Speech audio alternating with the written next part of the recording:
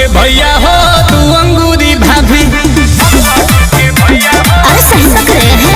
ए रानी हम लड्डू के भैया हो तू अंगूरी भाभी। अरे सब का बोलते हैं।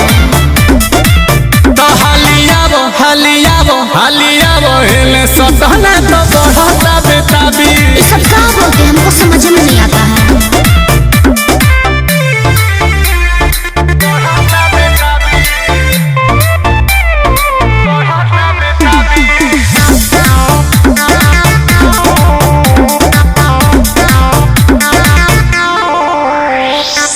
कभी से कभी कभी प्यार करते हैं, हमसे सौतेला व्यवहार करते हैं। अरे हमारी रसमलाई क्या बोल रही हो? देखिए हंसे मत। कभी से कभी कभी प्यार करते हैं, हमसे सौतेला व्यवहार करते हैं। जैसा सोचती है आप वैसा कुछ नहीं है। पति जी से श्रीमती काहे खुश नहीं है। सारी तानी ऊपर पहना, सारी तानी ऊपर पहना लौटावे ना भी ना भी ना भी ना भी। रानी हम लड्डू के भैया तू अंगूरी भाभी।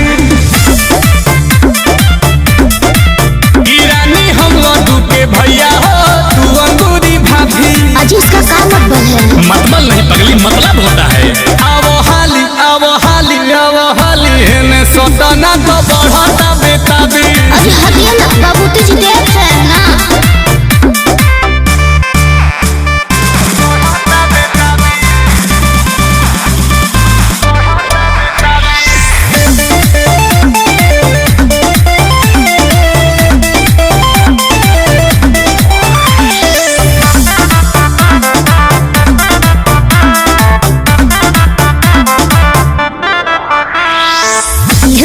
ऐसा क्या देखे है या सुतोष में, रहते हैं घर पर नजर है पड़ोस में। हाय दया गजबे लाइटर है। अरे लाइटर नहीं राइटर होता है पगली।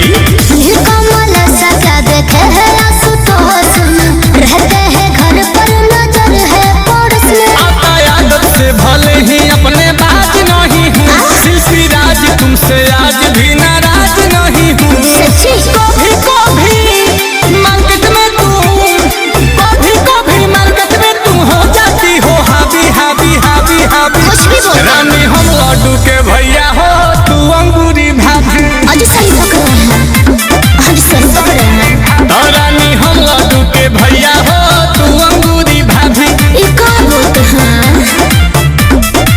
कि आवो हाली आवो हाली आवो हाली हेने सोटना तो बढ़ता बेताबी। ए लड्डू के भैया नहीं मानेंगे। सही पकड़ी है पगली।